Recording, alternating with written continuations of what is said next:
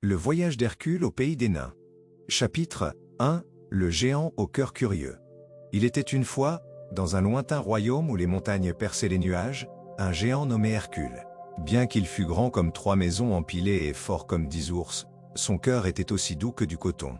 Hercule vivait dans une vallée paisible entourée de forêts où il passait ses journées à cueillir des pommes de la taille de citrouille et à aider les villageois à construire des ponts avec des troncs d'arbres.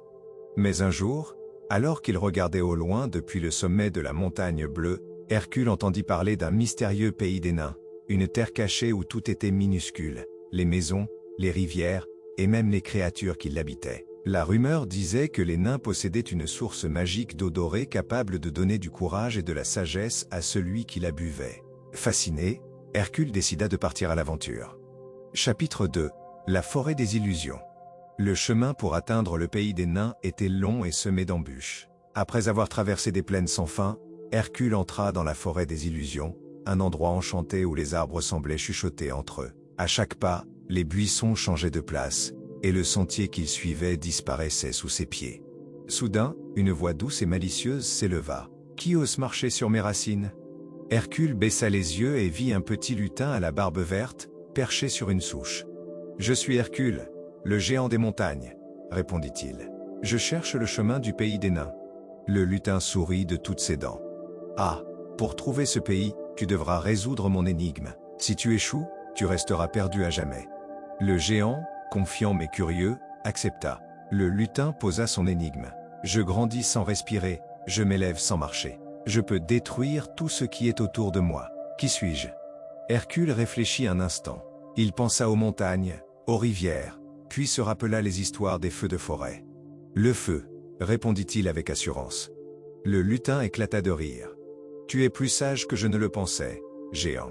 Continue vers le sud, et tu trouveras l'entrée du pays que tu cherches. » Chapitre 3. Le pont suspendu. Après des heures de marche, Hercule atteignit un ravin profond. Au-dessus du vide, un pont de cordes se balançait dangereusement. De l'autre côté, il apercevait une porte minuscule sculptée dans la roche, l'entrée du pays des nains. Mais le pont était gardé par un vieil homme minuscule, vêtu d'une cape rouge.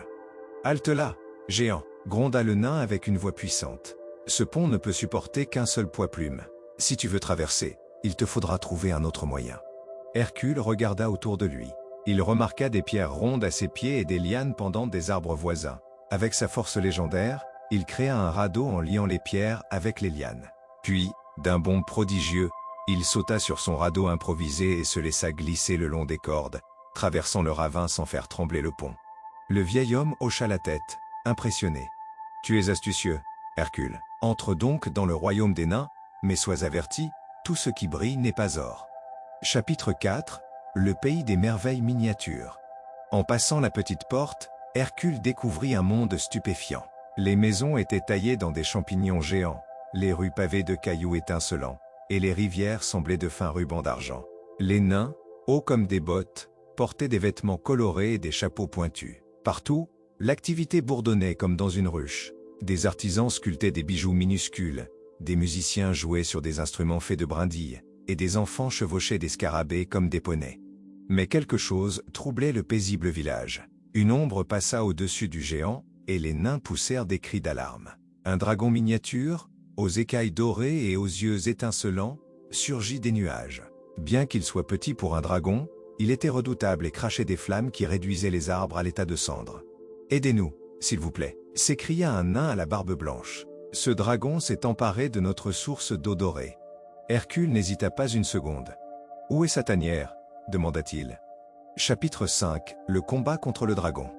Guidé par les nains, Hercule atteignit une grotte scintillante où le dragon gardait jalousement la source magique. Le dragon le défia du regard, ses ailes repliées comme des épées prêtes à frapper. Le combat fut épique. Hercule utilisa sa force pour soulever des rochers et les lancer sur le dragon, tandis que la créature esquivait avec agilité. Le feu jaillit, brûlant la barbe d'un nain téméraire, mais Hercule ne recula pas. Il attrapa un tronc d'arbre et, avec une précision incroyable, assomma le dragon en plein vol. Le dragon, vaincu mais vivant, s'enfuit en promettant de ne jamais revenir. Les nains éclatèrent en acclamations. Chapitre 6. Le retour triomphal. Pour remercier Hercule, les nains lui offrirent une coupe de leur eau dorée. En la buvant, le géant sentit une chaleur douce envahir son cœur. Il n'était pas devenu plus fort, mais il comprit des vérités profondes sur le courage et la sagesse. Il savait désormais que le véritable courage résidait dans l'entraide et que la plus grande force était celle du cœur. Quand il quitta le pays des nains, Hercule emporta des souvenirs précieux et une promesse d'amitié éternelle. De retour dans sa vallée, il raconta son aventure aux villageois, et chaque soir, autour du feu, ils rêvèrent ensemble de ce pays merveilleux où un géant avait trouvé bien plus qu'une source magique. Il avait découvert l'esprit de l'aventure et l'importance de la solidarité.